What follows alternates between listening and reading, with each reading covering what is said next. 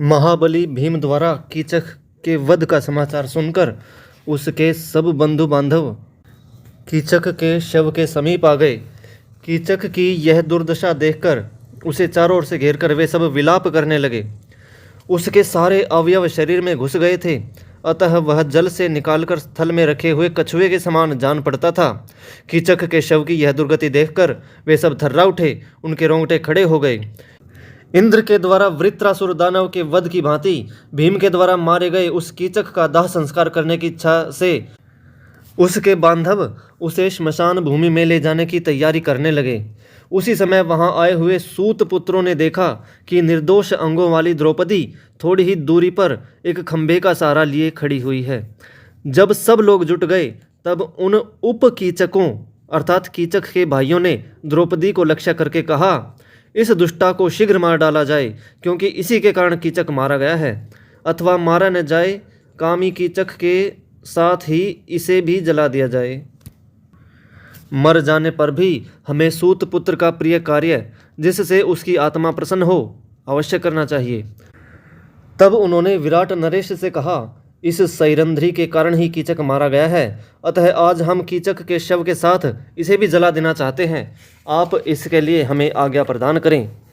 राजा ने सूत पुत्रों के पराक्रम का विचार करके सैरंध्री को कीचक के साथ जला डालने की अनुमति प्रदान कर दी। फिर क्या था, उपकीचकों ने उसके पास जाकर भयभीत एवं मूर्छित हुई कमल लोचना कृष्णा को बलपूर्वक पकड़ लिया।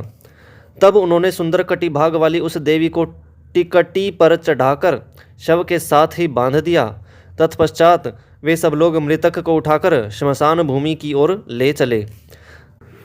सूत पुत्रों द्वारा इस प्रकार ले जाई जाती हुई सती द्रौपदी रक्षक की इच्छा करती हुई जोर जोर से पुकारने लगी। द्रौपदी बोली, सूत पुत्र मुझे श्मशान भूमि में लिए जा रहे हैं। जय जयंत विजय जयतसेन और जयद्बल जहाँ भी हों, मेरी इस आर्तवाणी को सुने और समझें। यहाँ पर जय जयंत विजय जयतसेन और जयद्बल ये सैरंध्री के गंधर्व पतियों के नाम थे, अर्थात पांडवों के नाम थे। द्रौपदी की दीन वाणी और करुण विलाप सुनते ही भीमसेन बिना कोई विचार किए शैया से कूद पड़े। भीमसेन ने कहा, सैरंध्री, तुम जो कुछ कह रही हो तुम्हारी इस वाणी को मैंने सुन लिया है, अतः अब सूत पुत्रों से तुम्हें कोई भय नहीं होना चाहिए। तत्पश्चात अपने शरीर को बढ़ाकर और प्रयत्नपूर्वक वेश बदलकर वे बिना दरवाजे के ही दीवार फांदकर पाकशाला से बाहर निकल गए।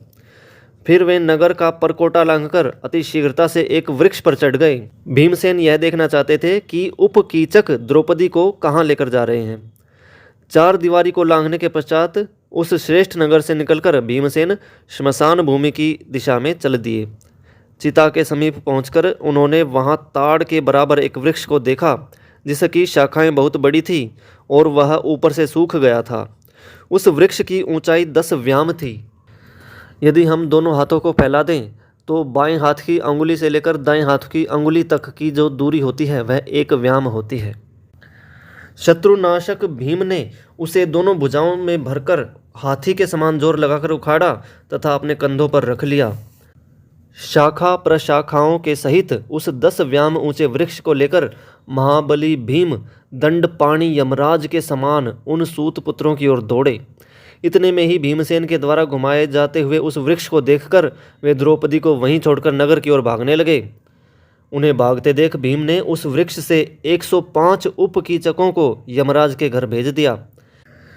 उस समय श्मशान भूमि में एकत्र बहुत से पुरुष और स्त्रियों ने यह महान आश्चर्यजनक दृश्य देखा, परंतु भारी विस्मय में पड़कर किसी ने कुछ कहा नहीं। सूत पुत्रों का यह संहार देखकर नगरवासियों ने राजा विराट के पास जाकर कहा, महाराज, गंधर्वों ने महाबली सूत पुत्रों को मार डाला। सैरंध्री बंधन मुक्त हो गई है, वह पुनः आपके महल की ओर आ रही है।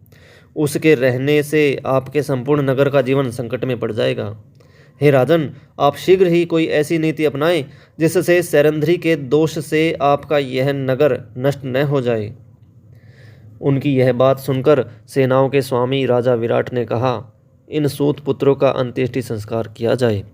तत्पश्चात राजा ने भयभीत होकर रानी सुदेशना के पास जाकर कहा, हे देवी, जब सैरंध्री यहाँ आए तो मेरी ओर से उसे यह कहना, सैरंध्री, तुम्हारा कल्याण हो। तुम्हारी जहाँ इच्छा हो तुम वहाँ चली जाओ। गंधर्वों के तिरस्कार से राजा डरते हैं, तुम गंधर्वों से सुरक्षित हो। अतः पुरुष होने के कारण मैं स्वयं तुमसे कोई बात नहीं कह सकता, परंतु स्त्री के मुख से तुम्हारे प्रति यह सब कहलाने में दोष नहीं है। अतः अपनी पत्नी द्वारा मैं स्वयं ही तुमसे यह बात कह रहा हूँ। नगर की ओर बढ़ते हुए सैरंध्री पहले बृहन्नला के पास गई। उसके पश्चात वह राजभवन में गई और रानी सुदेशना के पास जाकर खड़ी हो गई।